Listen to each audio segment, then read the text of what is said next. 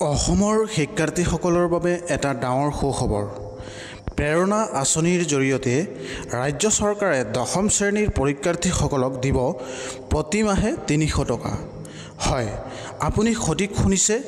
যিসকলে ২০২৫ চনৰ HSLC পৰীক্ষাত অংশগ্ৰহণ কৰিব তেওঁলোকক পৰীক্ষালৈকে প্ৰতি মাহে ৩০০ টকাকৈ সহায় দিব।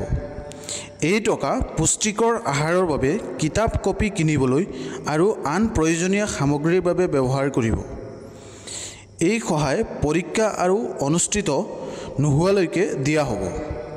এই প্ৰচেষ্টাৰে অসমৰ শিক্ষাৰ্থীসকলৰ বাবে এক ডাঙৰ সহায় হ'ব বুলি আশা কৰা হৈছে। আৰু এনেধৰণৰ সঠিক ইনফৰমেশ্যন পাবৰ কাৰণে OILS অসম ইউটিউব চেনেলটো ছাবস্ক্ৰাইব কৰি ৰাখিব।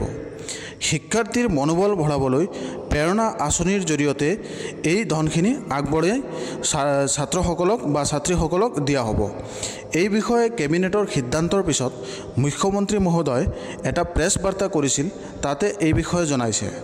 গতিকে আহক এতিয়া মুখ্যমন্ত্ৰী মহোদয় প্ৰেছ বাৰ্তাটোত কি কৈছিল এই বিষয়ে আমি শুনো। কেবিনেটত আমি ঘোষণা কৰা আৰু এটা আঁচনি আমি অনুমোদন দিওঁ। এইবাৰ যিসকল ল'ৰা ছোৱালীয়ে মেট্ৰিক পৰীক্ষা দিব তেওঁলোকৰ ফৰ্ম ফিল আপ অক্টোবৰ মাহৰ 10 তাৰিখে সামৰণি পৰিব।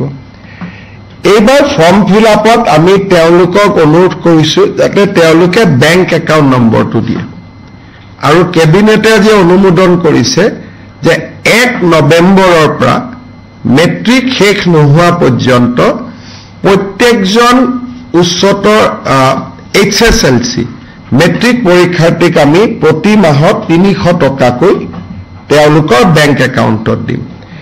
এই টকাখিনি তেওঁলোকে বুকছ কিনিব পাৰিব, নোটবুকছ কিনিব পাৰিব, নিউট্ৰিচিয়াছ ফুড ল'ব পাৰিব।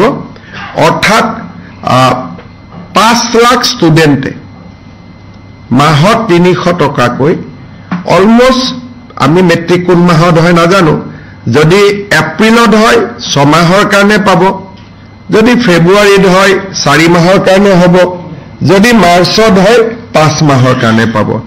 তাৰমানে কোনো মেট্ৰিক কেণ্ডিডেটে নিউট্ৰিচিয়াছ ফুড বা কিতাপ পত্ৰ কিনাৰ পৰা বঞ্চিত হ'ব নালাগে। নিজকে মেট্ৰিকৰ কাৰণে প্ৰিপেয়াৰ কৰাৰ কাৰণে তেওঁলোকে ৩০০ টকা লাভ কৰিব প্ৰত্যেক মাহত। আৰু এই আঁচনিটো 1 নৱেম্বৰৰ পৰা কাৰ্যকৰী হ'ব। আপোনালোকে হয়তো ভাবিব যে ল'ৰাবিলাকক ফৰ্ম দিব, নহয়, আমি মেট্ৰিকৰ ফৰ্ম ফিল আপতে তেওঁলোকৰ বেংক একাউণ্ট নম্বৰটো লৈ ল'ম আৰু তেওঁলোকে পোনে পোনে তেওঁলোকক আমি 1 নৱেম্বৰৰ পৰা ৩০০ টকাকৈ দিয়া আমি আৰম্ভ